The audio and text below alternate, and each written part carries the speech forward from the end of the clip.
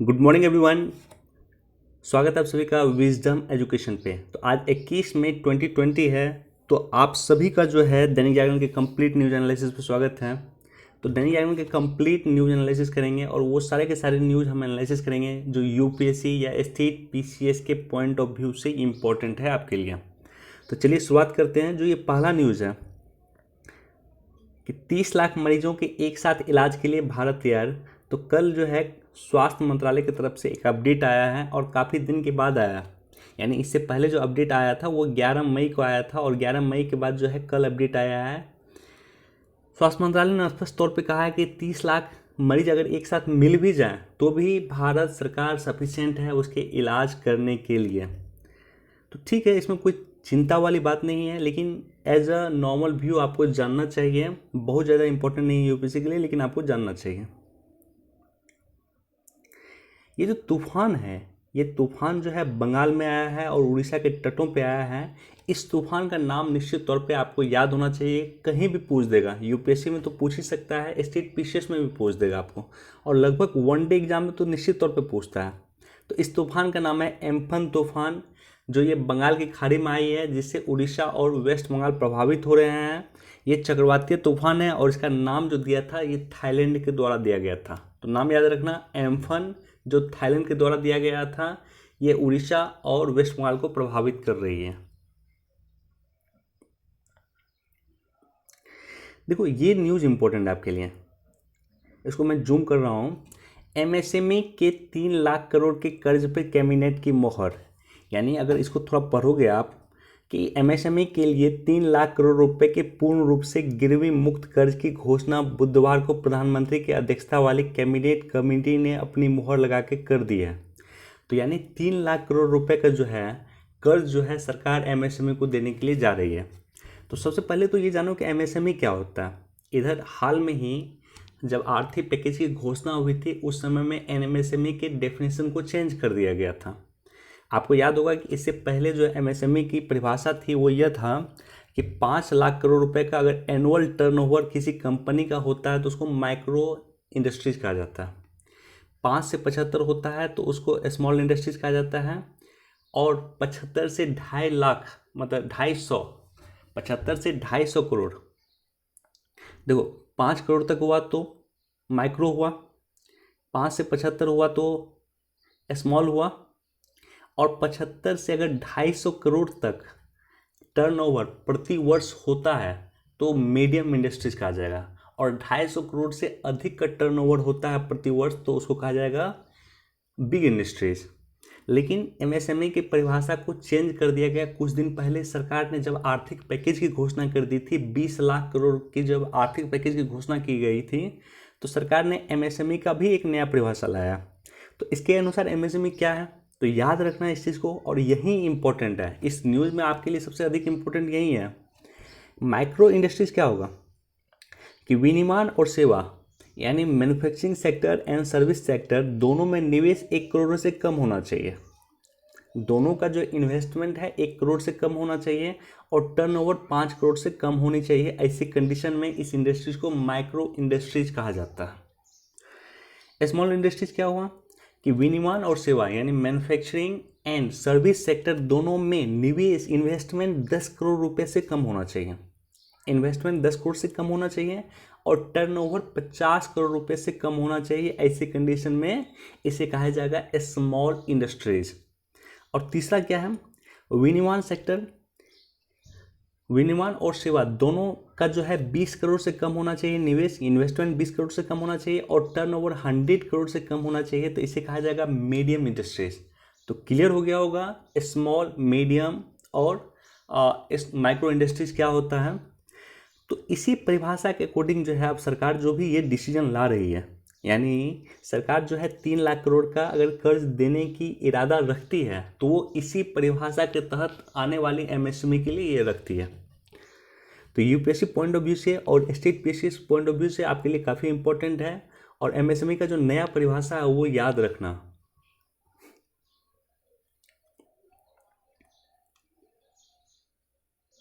देखो यहाँ हम डिस्कस करेंगे, उसी टॉपिक को डिस्कस करेंगे, उसी पॉइंट को डिस्कस करेंगे जो यूपीएससी या state PCS point of view से इंपॉर्टेंट हो। आपको ये जानना अधिक ज़रूरी है कि खास करके दैनिक जागरण का, और दैनिक जागरण एक सफिशिएंट न्यूज़ है। अगर आप हिंदी न्यूज़ पढ़ रहे हो और हिंदी में मुझे बोला जाए कि एक न्यूज़ जो आपके लिए इंपॉर्टेंट है, तो मैं कहूँगा कि दैनिक जागरण का राष्ट्रीय संस्करण पढ़ो, काफ़ी इंपॉर्टेंट है आपके लिए। तो उसमें क्या पढ़ना है ये अधिक इंपॉर्टेंट है। जैसे देखो यहाँ पे जो है एक सीबीसी को लेकर के न्यूज़ है।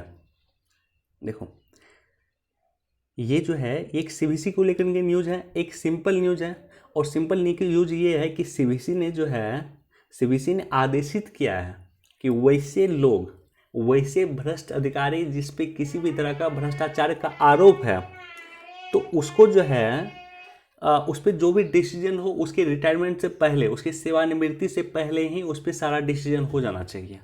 छोटा सा न्यूज़ है, लेकिन ये जो न्यूज़ है इससे कहीं अधिक न्यूज़ इंपॉर्टेंट आपके लिए ये होगा कि सीबीसी, यूपीएससी नॉर्मली सीबीसी के कंस्ट्रक्शन से क्वेश्चन पूछ देता है कि सीबीसी की स्थापना कैसे हुई थी, सीबीसी किस समिति के सिफारिश से सीबीसी की स्थापना हुई थी, या सीबीसी के लिए जो अध्यक्ष होता है, कितने अध्यक्ष होते हैं, कितने सदस्य होते हैं, उसकी नियुक्ति समिति में कौन कौन सा रहता है। तो ये बेसिक कॉन्सेप्ट जो है इससे यूपीएससी क्वेश्चन पूछता है। तो चलते हैं सीबीसी के बेसिक कॉन्सेप्ट पे, यानी केंद्रीय सतर्कता आयोग के बेसिक कॉन्सेप्ट क्या है उसको लेकर के चलते हैं। देखो केंद्रीय सतर्कता आयोग जो है केंद्र सरकार में भ्रष्टाचार निरोध का एक प्रमुख संस्थान है। ये यानी किस तरह से भ्रष्टाचार को रोका जाए इसके लिए एक प्रमुख संस्थान है जिसका नाम है सीबीसी। सीबीसी की स्थापना संथानम समिति की सिफारिश पे की गई थी। आगे होगा देखते हैं। सतर्कता मामले में केंद्र सरकार की सलाह तथा मार्ग देने के लिए संथानम, देखो यहाँ पे याद है के संथानम समिति, याद रखना के संथानम समिति की सिफारिश पे भ्रष्टाचार को रोकने के लिए फरवरी 1964 में, फरवरी 1964 में केंद्रीय सतर्कता आयोग की स्थापना की गई थी। काफ़ी इम्पोर्टेंट है दो, एक तो केंद्रीय सतर्कता आयोग जो है ये संथानम समिति की सिफारिश पे की गई थी, ये काफ़ी इंपॉर्टेंट है। दूसरा कब हुआ था? फरवरी 1964 में। लेकिन जिस समय में गठित की गई थी उसके काफ़ी वर्ष बाद यानी 2003 में केंद्रीय सतर्कता आयोग एक एक्ट बना, और एक्ट बनने के बाद जो है अब यह स्टैट्यूटरी बॉडी है। यानी स्टैट्यूटरी बॉडी क्या होता है? वैसे बॉडी, इसको हिंदी में कहा जाता है सांविधिक संस्था, वैसे संस्था जिसका संबंध संसद के किसी एक्ट के माध्यम से हो। यानी वो संस्था जो संसद के किसी एक्ट के से जुड़ा हुआ हो या एक्ट के बिहाफ पे बना हो, उसको कहा जाता है स्टैट्यूटरी बॉडी। यानी जब सीबीसी की स्थापना हुई थी तब ये एक स्टैट्यूटरी बॉडी नहीं था, और अभी जो है यह एक स्टैट्यूटरी बॉडी यानी एक सांविधिक संस्था है। इसमें स्पष्ट लिखा हुआ है कि एक चेयरमैन होना चाहिए और दो से अधिक, मैक्सिमम दो से अधिक सदस्य नहीं होना चाहिए। यानी एक सदस्य भी हो सकता है, एक सदस्य भी हो सकता है, इसका अर्थ ये हुआ यानी एक अध्यक्ष होना चाहिए और मैक्सिमम दो सदस्य होना चाहिए। ये काफ़ी इंपॉर्टेंट है, ये जो पॉइंट मैं बोलने वाला हूँ ये काफ़ी इंपॉर्टेंट है। राष्ट्रपति के द्वारा इसकी नियुक्ति की जाती है और एक समिति के रिकमेंडेशन के आधार पर नियुक्ति की जाती है। यानी वो समिति डिसाइड करता है कि किस व्यक्ति को सीबीसी का अध्यक्ष या सीबीसी का सदस्य बनाया जाए। उस समिति में जो होते हैं प्राइम मिनिस्टर चेयरपर्सन होते हैं, होम मिनिस्टर होते हैं, और उस समिति में leader of opposition of house of people यानी लोकसभा के विपक्षी दल के नेता होते हैं। यानी तीन व्यक्ति होते हैं, prime minister, home minister and Lok Sabha में विपक्षी दल के नेता, और यही तीनों चूज करते हैं कि कौन सीबीसी हो तथा उसके सदस्य हो। इसे दो आधार पर हटाया जाता है मात्र, पहला तो मिसबिहेव के आधार पे, दूसरा इनकैपेसिटी यानी असमर्थता के आधार पर हटाया जाता है। यानी दो आधार पे ही इसे हटाया जा सकता है। तो आपको इस तरह से ये समझ में आया होगा कि जैसे ये टॉपिक है, इस टॉपिक में यूपीएससी पॉइंट ऑफ व्यू से या स्टेट पॉइंट ऑफ व्यू से क्या इंपॉर्टेंट है। टॉपिक नॉर्मल है, ये टॉपिक बिल्कुल नॉर्मल है कि भ्रष्टाचार में लिप्त अफसरों को जो है सेवानिवृत्ति से पहले जो है उसका फैसला आ जाना चाहिए, राइट। यानी कोई अफसर जो है जिस पे किसी भी तरह का कोई भी भ्रष्टाचार का आरोप है तो वो उस पर जो भी फैसला हो उसके रिटायरमेंट से पहले आ जाना चाहिए। लेकिन इसका जो बेसिक कॉन्सेप्ट है वो अधिक इंपॉर्टेंट है यूपीएससी पॉइंट ऑफ व्यू से, और कई बार यूपीएससी ने पूछा। चलो एक यहाँ पे जो एक आर्टिकल है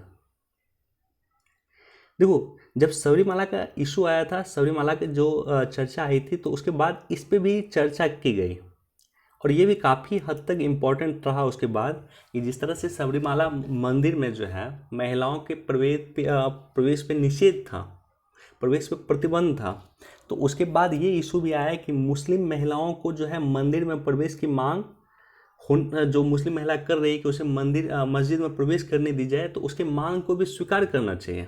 यदि सुप्रीम कोर्ट यह निर्णय देता है कि सबरीमाला में जो है महिलाओं के प्रतिषेध को हटाया जाए, महिला उसमें प्रवेश कर सकती हैं, तो सुप्रीम कोर्ट के पास यह भी अधिकार होना चाहिए कि मुस्लिम महिला जो मस्जिद में प्रवेश करने में मस्जिद में प्रवेश नहीं कर पाती है, उसके प्रवेश को लेकर भी जो है एक स्पष्ट निर्णय देना चाहिए।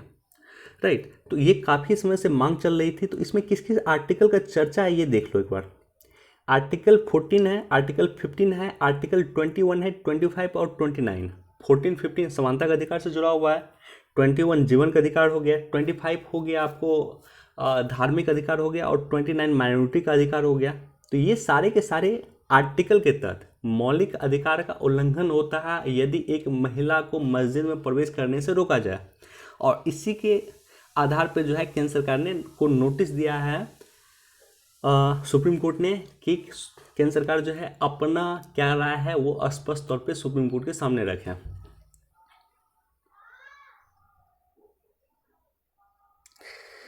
सीए पे आज हम डिस्कस नहीं करेंगे, लेकिन कभी हम फिर कोशिश करेंगे कि सीए को लेकर के एक बार डिटेल से डिस्कस करें, जब इस पे फिर से जो है सुप्रीम कोर्ट का निर्णय आ जाए उसके बाद।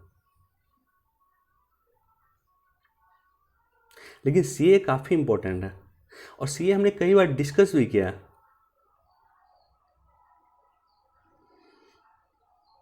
ये सारे इंपॉर्टेंट नहीं है हमारे लिए न्यूज़। देखो यहाँ पे जो है ये जो इशू आ रहा है, राम जन्मभूमि परिसर में बड़ी संख्या में मिले प्राचीन मंदिर के अवशेष, ये इंपॉर्टेंट इसलिए है कि कुछ दिन पहले जो अयोध्या मामले पे जो डिस्प्यूट चल रहा था उसका डिसीजन आया था, और मैंने काफ़ी रिसर्च करके उस पर एक वीडियो बनाया था, उसका लिंक मैं डिस्क्रिप्शन में डाल दूंगा। तो अगर अयोध्या मामले के बारे में आपको जानना है तो वो वीडियो जाकर देखना।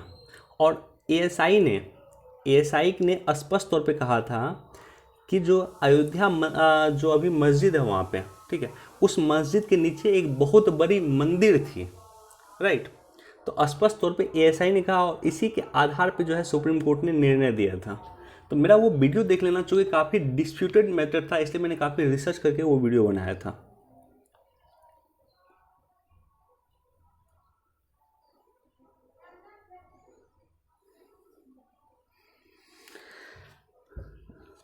दुनिया को रास्ता दिखाने वाला संकट, देखो एक ये इशू है, उसके जस्ट नीचे जो है एक ये इशू है। तो सबसे पहले इस इशू पे हम फोकस करते हैं, उसके बाद जो है पहले हम जाएंगे फर्स्ट एडिटोरियल पे। तो ये जो इशू है, ये इशू है गांधी जी के ग्राम स्वराज को लेकर के। आज सबसे अधिक चर्चा में है ग्राम स्वराज को लेकर के। क्यों चर्चा में है कि गांधी जी ने कहा था कि ग्राम जो है, हमें अपने गांव को सशक्त बनाना होगा, हमें गांव को आत्मनिर्भर बनाना होगा। यानी जितना भी व्यक्ति एक किसी भी गांव में कंज्यूम करता है, चाहे वो तेल कंज्यूम करता हो, चाहे वो सब्जी कंज्यूम करता हो, चाहे चावल कंज्यूम करता हो, चाहे कुछ भी कंज्यूम करता हो, तो हमें इतना सशक्त किसी गांव को बनाना होगा कि वो गांव में ही सारा चीज़ उत्पाद हो सके। गांधी जी ने ये स्पष्ट तौर पे कहा था, और गांधी जी के इसी सिद्धांत को जो है आर्टिकल 40 में स्थान दिया गया था। ग्राम स्वराज जिसकी बात कर रहे हैं, तो ग्राम स्वराज में जो है गांधी जी की इसी थ्योरी को जो स्थान दिया गया था भारत के संविधान के आर्टिकल 14 में। लेकिन आर्टिकल 40 जो है राज्य के नीतिक निर्देशक तत्व थे, तो ये राज्य के मन पे डिपेंड करता था कि राज्य इसको कब इम्प्लीमेंट करें, और यही कारण है कि राज्य ने इसको काफ़ी समय बाद इसको जाकर इम्प्लीमेंट करना शुरू किया। लेकिन यह जो गांधी जी की सोच थी, जो गांधी जी ने हिंद स्वराज में, यहाँ पे लिखा होगा एक बुक का नाम हिंद स्वराज में, अच्छा नहीं लिखा हुआ, लेकिन याद रखना गांधी जी 1909 में जो गांधी जी की एक पुस्तक थी हिंद स्वराज, तो उसमें गांधी जी ने स्पष्ट तौर पे इसका वर्णन किया था कि ग्राम स्वराज होना चाहिए, एक सशक्त ग्राम स्वराज होना चाहिए, और गांव अपने आप में पूर्ण रूप से निर्भर होना चाहिए। गांव को किसी अन्य चीज़ों पर निर्भर नहीं होना चाहिए, अन्य राज्य पर निर्भर नहीं होना चाहिए, अन्य स्टेट पर निर्भर नहीं होना चाहिए, इवन एक गाँव को दूसरे गाँव पर भी निर्भर नहीं होना चाहिए। तो ये गांधी जी का जो ग्राम स्वराज का कॉन्सेप्ट था, ये आज प्रासंगिक हो रहा है। क्यों प्रासंगिक हो रहा है? कि हम जो मान लेते हैं कि जो दवाई बनाते हैं तो उसका इंग्रेडिएंट जो होता है, जिसे एपीआई कहा जाता है, वो काफ़ी हद तक इंडिया चाइना से मंगाता था। या विश्व के काफ़ी देश, विश्व के लगभग सभी देश एक दूसरे पे आत्मनिर्भर हो गए थे। बहुत सारे देश जो है अपना मैन्युफैक्चरिंग सेक्टर चाइना में लगा दिया था, और वैसे कंडीशन में आज उस देश में त्राहिमाम की स्थिति है। आज जो है जिस तरह से विश्व का जो है वायुयान सेक्टर बंद है, एक देश से दूसरे देश व्यक्ति जा नहीं सकता है, वैसी कंडीशन में गांधी जी के ग्राम स्वराज की अवधारणा सार्थक प्रतीत होती है। तो एक बार इसको पढ़ लेना। बेसिक कॉन्सेप्ट यही है कि एक गांव को जो है अपने आप में सेल्फ सफिशिएंट होना चाहिए, उसको आत्मनिर्भर होना चाहिए। तो इसी को लेकर के देखो, यहाँ पे एक इशू है। राइटर ने का जो एक एडिटोरियल है कि दुनिया को रास्ता दिखाने वाला संकट, तो किस तरह से कोरोना जो है विश्व को रास्ता दिखा रहा उसमें है। देखो, एडिटोरियल कैसे पढ़ना चाहिए। मेरा मानना है कि किसी भी एडिटोरियल को अगर आप पढ़ोगे, अभी जो एडिटोरियल पढ़ोगे प्रत्येक दिन कोरोना पर कुछ ना कुछ आएगा, किसी न किसी राइटर का कुछ ना कुछ मत होगा। तो अपना कुछ पॉजिटिव पॉइंट आप बना लो, अपना कुछ निगेटिव पॉइंट बना लो। यानी कोरोना से क्या क्या निगेटिव हो रहा है देश में, और कोरोना से क्या क्या फ़ायदा भारत को हो रहा है। और किसी भी अगर राइटर का कुछ स्टेटमेंट आता है तो उसको प्रयास करो अपने में नोट कर लेने का। यानी मान लो कि इतना बड़ा अगर आप आर्टिकल पढ़ोगे, इतना बड़ा अगर आप पढ़ोगे एडिटोरियल, तो उसमें एक या दो पॉइंट आपको जरूर मिल जाएगा जो सकारात्मक या नकारात्मक पक्ष होगा कोविड को लेकर के। तो वो आपके नोट को इनरिच कर देगा। जैसे यहाँ पे हम देखते हैं कि इसमें क्या क्या कहा गया, एक दो पॉइंट कहा गया है। देखो, पहला तो ये कहा गया है इसमें, अगर ये आर्टिकल पढ़ोगे तो पहला तो ये कहा गया है कि विकसित होना, समृद्ध होना, सामरिक रूप से ताकतवर होना किसी भी राष्ट्र की सुखमय जीवन की गारंटी नहीं है। क्यों गारंटी नहीं है? क्योंकि कोविड-19 जैसी समस्या से सबसे अधिक त्रस्त वही देश है जो सबसे अधिक विकसित है। अमेरिका विश्व का सबसे ताकतवर देश सबसे अधिक क्राइसिस की कंडीशन में आज है। इटली, यूरोपियन कंट्री जो विश्व के सबसे ताकतवर देश रही है, कोविड के कारण सबसे अधिक क्राइसिस में है। तो विकसित होना, समृद्ध होना और सामरिक रूप से ताकतवर होना किसी भी राष्ट्र का जो है सुखमय होने की गारंटी नहीं है कि वो राष्ट्र अब पूरी तरह से सुखमय है, पहला। दूसरा है कि ग्लोबल विलेज की अवधारणा कहाँ तक सही है। यानी विश्व एक गांव है, ग्लोबल विलेज तो ये होता है ना, ग्लोबलाइजेशन की जो हम लोग बात करते हैं, तो वो कहाँ तक सही है। एक ग्लोबलाइजेशन क्या होता है कि एक देश दूसरे देश पे इंटरडिपेंडेंट हो रहा है, इसी को ग्लोबलाइजेशन कहा गया एक तरह से। यानी मान लेते हैं कि एक मोबाइल कंपनी एप्पल अगर की जो मोबाइल है, वो मोबाइल अमेरिकन मोबाइल है, तो वो कुछ पार्ट चाइना में मैन्युफैक्चर करता है, कुछ मान लेते हैं कि इंडिया में करता है, कुछ करता है जापान में असेंबल उसको किसी और देश में करता है। तो ये जो है आज के समय में वर्तमान तौर में कहाँ तक प्रासंगिक है, ये निश्चित तौर पे जो है अप्रासंगिक साबित हो रहा है। और यहीं पे जो है गांधी जी के जो है ग्राम स्वराज की अवधारणा सार्थक प्रतीत होती है कि ग्लोबलाइजेशन जो है एक हद तक सही था, लेकिन वर्तमान में सही ग्लोबलाइजेशन का कह सकते हो एक तरह से निगेटिव इम्पैक्ट जो है कोविड-19 के समय सबसे अधिक दृष्टिगोचर हो रहा है कि ग्लोबलाइजेशन के कारण ही। यानी मान लेते हैं कि चीन अगर पूरी तरह से क्लोज होता, चीन की सीमा, तो आज जो है कोविड-19 अमेरिका में नहीं फैलता, यूरोप में नहीं फैलता, इंडिया में नहीं फैलता, और विश्व के किसी भी देश में नहीं फैलता। तो ये ग्लोबलाइजेशन का ही असर है कि एक देश के व्यक्ति दूसरे देश में आसानी से आते जाते हैं। ग्लोबलाइजेशन का कॉन्सेप्ट है कि कोविड-19 वर्ल्ड में फैल रहा है। यानी ये जो ग्लोबलाइजेशन का नेगेटिव इम्पैक्ट है, यानी अगर आपको कभी मेंस में लिखना हो ग्लोबलाइजेशन के बारे में तो उसका नेगेटिव एस्पेक्ट क्या हो सकता है, आप लिख सकते हो कि कोविड-19 जैसी समस्या अगर विकराल रूप धारण की है वर्ल्ड में, तो उसका सबसे बड़ा कारण है ग्लोबलाइजेशन। तो इस राइटर का भी कहना है कि गांधी जी ने जो 1909 में ग्राम स्वराज की अवधारणा दी थी, उसको सशक्त करने की आवश्यकता है। तो बेसिकली यही कॉन्सेप्ट है, एक बार इसको पढ़ सकते हो, यूपीएससी पॉइंट ऑफ व्यू से इंपॉर्टेंट है।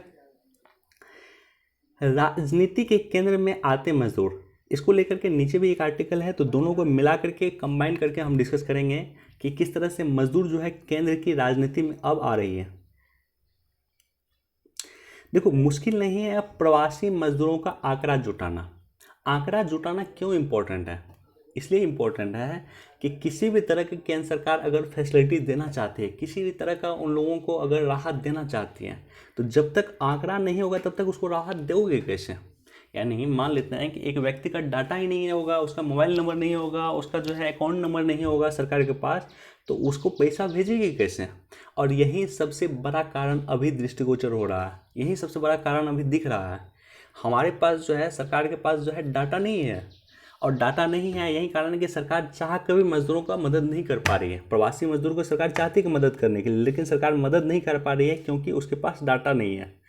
तो ऐसे कंडीशन में जो राइटर का पॉइंट ऑफ व्यू है, राइटर का पॉइंट ऑफ व्यू कि टेक्नोलॉजी को हमें यूज करना चाहिए, और उस टेक्नोलॉजी के यूज करने के माध्यम से ही जो है हमें डाटा कलेक्ट करना चाहिए।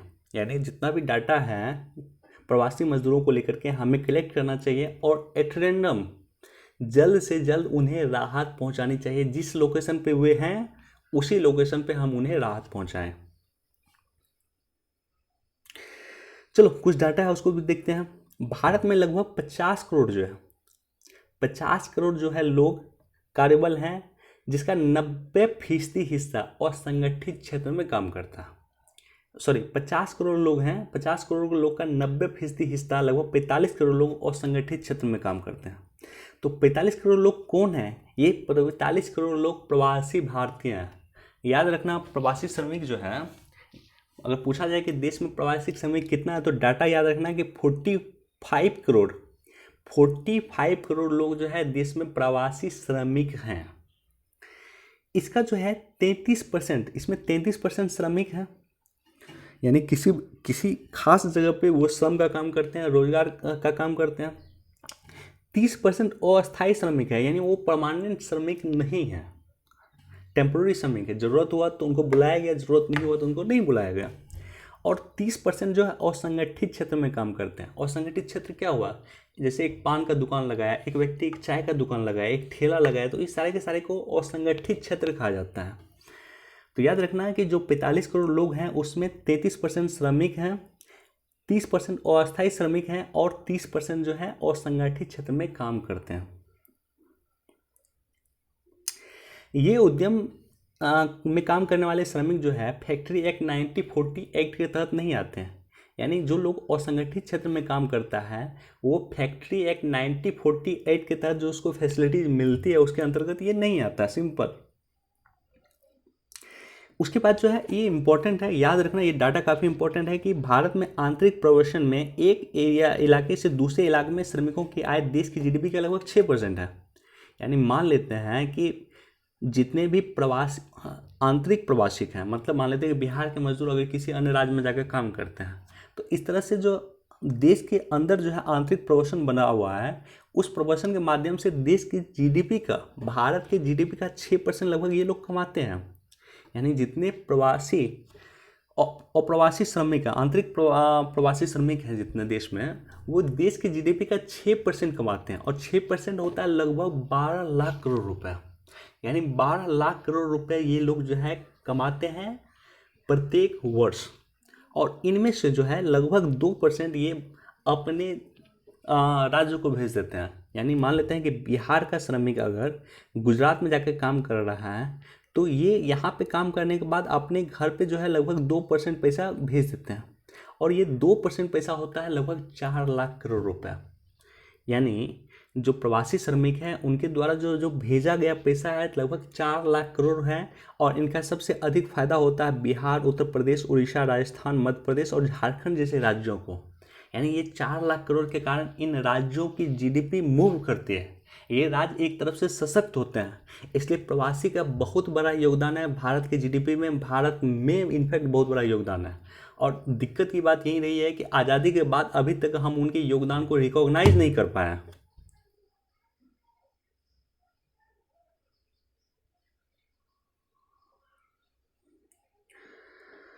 चलो अब देखते हैं, नीली क्रांति को लेकर के एक टॉपिक है, जस्ट मैं डिस्कस करता हूँ, एक सेकेंड।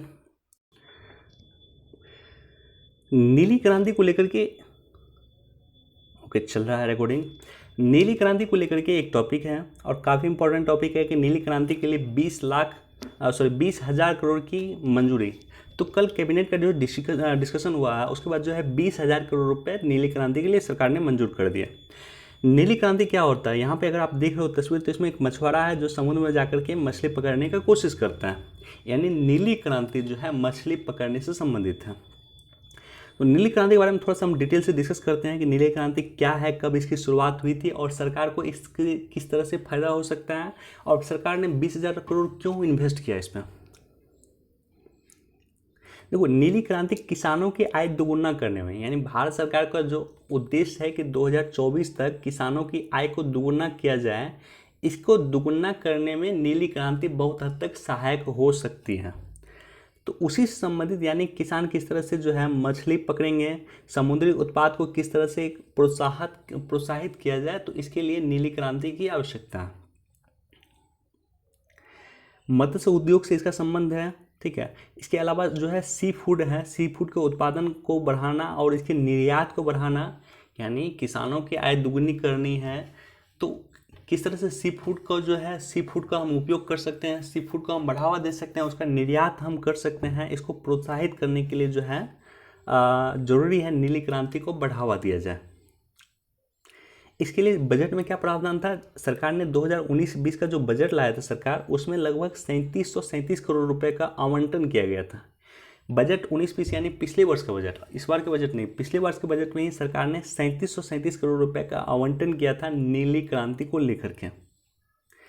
इसकी शुरुआत जो है 7वीं पंचवर्षीय योजना में 1985 से 1990 की, 7वीं पंचवर्षीय योजना मतलब 1985 से 90 का जो समय है, इसी के समय में इसकी स्थापना हुई थी। और सरकार ने fish farmer development agency, fish farmer यानी वैसे किसान जो फिश का जो है फार्मिंग करते हैं, यानी फिश को पकड़ते हैं, उसको फिश फार्मर कहा जाता है। तो फिश फार्मर डेवलपमेंट एजेंसी पर प्रायोजित की थी। इसकी स्थापना सरकार ने 1985 के आसपास की थी। अभी जो कॉन्सेप्ट है नीली क्रांति 2.0, यानी जो 1985 के आसपास हमने नीली क्रांति की शुरुआत की थी, वर्तमान में सरकार नीली क्रांति 2.0 चल रही है। यानी ना सिर्फ हमारा उद्देश्य होगा कि मछली पालन का उद्देश्य होगा, बल्कि समुद्री मत्स्य पालन को भी हम बढ़ावा दे सकते हैं। आंतरिक मत्स्य पालन के बाद अब हम समुद्री मत्स्य पालन को भी बढ़ावा देंगे, जिसमें गहरे समुद्रों में मछली पकड़ना भी शामिल है। यानी जब नीली क्रांति की शुरुआत हुई थी तो इतना इसको सशक्त नहीं बनाया गया था, यानी आंतरिक मछली पालन पे ज़्यादा बढ़ावा दिया गया था। लेकिन जब नीली क्रांति 2.0 आ रही है तो सरकार इसका टारगेट है कि मछली पालन को अब जो है एक व्यापार के रूप में किस तरह से तब्दील किया जाए और समुद्र में किस तरह से इसको बढ़ावा अधिक से अधिक दिया जाए, साथ ही साथ सी फूड को किस तरह से व्यवहार में लाया जाए, उसको किस तरह से एक्सपोर्ट किया जाए। और राष्ट्रीय मछली पालन, देखो, राष्ट्रीय मत्स्य पालन विकास बोर्ड की स्थापना करना, ये सारे के सारे पहलू शामिल हैं नीली क्रांति 2.0 में। तो सरकार जो है कैबिनेट जो है 20,050 करोड़ रुपए की मंजूरी दी है। 20,000 करोड़ की ऑलरेडी कैबिनेट ने इसमें मंजूरी दे दी है। और ये जो है केंद्र और राज्य दोनों मिलकर काम करेंगे, 60-40 के मध्य काम करेंगे। देखो, 60% और 40% के जो है मध्य काम करेंगे, यानी 60% पैसा राज्य केंद्र सरकार लगाएगी और 40% पैसा जो है राज्य सरकार लगाएगी, और दोनों मिलकर ये काम करेंगे। इसे केंद्र प्रायोजित योजना कहा जाता है, सेंट्रल स्पॉन्सर्ड स्कीम। चलिए हम देखते हैं आगे क्या टॉपिक है। देखो, जीएसटी कंपनसेशन को लेकर अगर आपको जानकारी नहीं है तो एक बार जानकारी ले लो कि जीएसटी कंपनसेशन क्या है। और लगभग प्रत्येक वर्ष, अभी तो लगातार चर्चा में था, पहले भी लॉकडाउन से पहले भी चर्चा में था जीएसटी कंपनसेशन, और जीएसटी कंपनसेशन को लेकर एक खास स्थिति भी होगी। तो जीएसटी कंपनसेशन क्या है, राज्य क्यों केंद्र पे आरोप लगा रहे हैं कि सरकार उसको जीएसटी नहीं दे रही है। देखो, अब बेसिक आपको मैं बताता हूँ, आपको पूरा समझ में आ जाएगा कि जब ये लागू हुआ था, नोटबंदी जीएसटी लागू हुआ था। जीएसटी कब लागू हुआ था? 1 जुलाई 2017 को लागू हुआ था।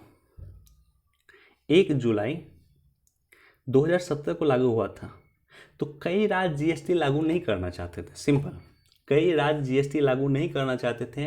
राज्यों को लग रहा था कि अगर वो जीएसटी लागू करेंगे तो उनको घाटा होगा, उनको जो है जीएसटी कलेक्शन उतना नहीं होगा जितना रेवेन्यू उनको नॉर्मली प्राप्त होता है। तो ऐसी कंडीशन में कई राज्य उनका विरोध कर रहे थे, और खास करके वो राज्य जहां केंद्र केंद्र सरकार की जो पार्टी है, केंद्र सरकार जिस पार्टी से संबद्ध है, बीजेपी से संबद्ध है यानी, तो राज्य में वो पार्टी अगर नहीं है तो वो राज्य तो अक्सर इनका विरोध कर रहे थे कि जीएसटी लगाने के बाद जो है उनको राजस्व रेवेन्यू प्राप्ति नहीं होती होगी। तो ऐसी कंडीशन में राज्य सरकार को जो है आश्वासन दिया गया केंद्र सरकार के द्वारा, और केंद्र सरकार के द्वारा कहा गया है कि मान लेते हैं एक बेसिक पॉइंट बनाते हैं, और ये बेसिक पॉइंट है कि 2015-16 में आपकी जितनी जीएसटी, आपकी जितनी जो कर प्राप्ति हो रही है, यानी केंद्र सरकार ने कहा कि 2015-16 के समय में मान लो अगर आपको 100 रुपये की प्राप्ति हो रही है, 2016-17 के समय में जो है इससे 40% अधिक आपको प्राप्त होना चाहिए, यानी 114 रुपये आपको प्राप्त होना चाहिए। 2017-18 में जो है इसका 40% अधिक प्राप्त होना चाहिए, 14% अधिक प्राप्त होना चाहिए, सॉरी। तो ऐसी कंडीशन में अगर आपको ये प्राप्त नहीं होगी तो इसमें जितना प्राप्त नहीं होगी उतना का भुगतान जो है केंद्र सरकार आपको कर देगी। यानी मान लो कि केंद्र सरकार ने बंगाल को कहा कि आप जीएसटी लागू कीजिए, 2015-16 में आपको जो है 100 रुपये की प्राप्ति अगर हुई थी, 100 रुपये में एक आपको कह सकता हूँ कि ऐसे बोल रहा हूँ, मान लेते हैं 1 लाख करोड़ की प्राप्ति हुई थी 2015-16 में, रेवेन्यू की बंगाल को जो है रेवेन्यू का 1 लाख करोड़ मान लेते प्राप्त हुआ था। उसके बाद 2016-17 के बाद जीएसटी लागू होने के बाद जो है उनको प्राप्त हो रहा है 1 लाख, मान लेते हैं कि 1,02,000 करोड़ प्राप्त हो रहा, ठीक है।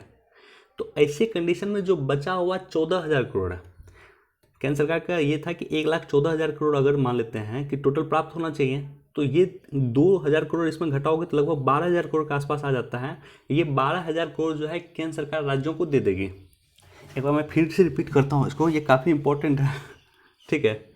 देखो, केंद्र सरकार ने कहा है कि 2015-16 में आपका जितना रिवेन्यू था, मान लेते हैं कि 2015-16 में आपका रिवेन्यू 100 रुपये है, 2016-17 में आपका रिवेन्यू होना चाहिए मिनिमम 14% एक्स्ट्रा होना चाहिए, यानी 114 रुपये होना चाहिए, लेकिन आपको जो है रिवेन्यू प्राप्त हुआ है मात्र 104 रुपये। तो ये बीच का जो पैसा है, यानी ये जो 10 रुपये है, इसका भुगतान केंद्र सरकार आपको कर देगी, राज्य सरकार को कर देगी। सिंपल है कि राज्यों को जितना भी रेवेन्यू प्राप्त हो रहा था 2015-16 के दौरान, 2015-16 के दौरान राज्यों को जितना भी रेवेन्यू प्राप्त हो रहा था, उसका next year 14% minimum extra revenue प्राप्त होना चाहिए। और 14% अगर एक्स्ट्रा रेवेन्यू प्राप्त नहीं होता है तो जो भी रेवेन्यू बच जाएगा वो रेवेन्यू जो है केंद्र सरकार राज्यों को भुगतान कर देगी। जीएसटी कंपनसेशन प्लान यही था। बहुत सारा राज्य में जीएसटी जो है उस अनुरूप प्राप्त नहीं हो रहा है राज्यों को। ऐसे कंडीशन में जो है पहले ही, यानी लॉकडाउन से पहले ही राज्य सरकार आरोप लगा रही थी केंद्र सरकार को कि हमें जीएसटी प्राप्त नहीं हो रहा था, और चूंकि आपने कहा था कि 14% एक्स्ट्रा प्राप्त नहीं होगा तो जितना उसमें घटेगा वो आप भुगतान कर दोगे, और हमें अभी प्राप्त नहीं हो रहा, आप हमें भुगतान करें। तो राज्य जो है आरोप लगा रहे थे केंद्र सरकार पर भुगतान करें, और अभी लॉकडाउन के बाद तो राज्यों की स्थिति और ख़राब हो गई है।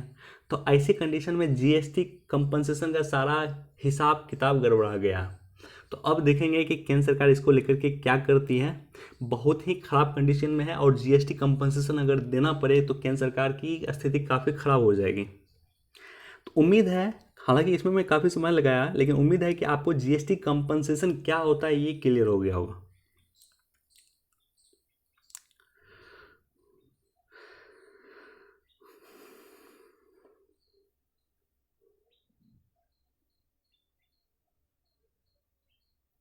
चलो, ये सब इम्पोर्टेंट नहीं है, एक बार देख सकते हो। देखो यहाँ पे इसको भी एक बार पढ़ सकते हो। कोरोना से बचने के लिए पर्याप्त नहीं है 6 फीट की डिस्टेंस, इस तरह से शोध आ रहा है कि 18 फीट का डिस्टेंस होना चाहिए। नॉर्मली अगर मास्क लगाए हो आप तो कोई इशू नहीं है। तो चलिए, आज का टॉपिक हमारा इतना ही था। अगर आपको वीडियो अच्छा लगा तो सबसे पहले लाइक कर दें, सब्सक्राइब कर दें, शेयर करें और अधिक से अधिक लोगों तक फैलाएं। चलिए, बहुत बहुत धन्यवाद, थैंक यू।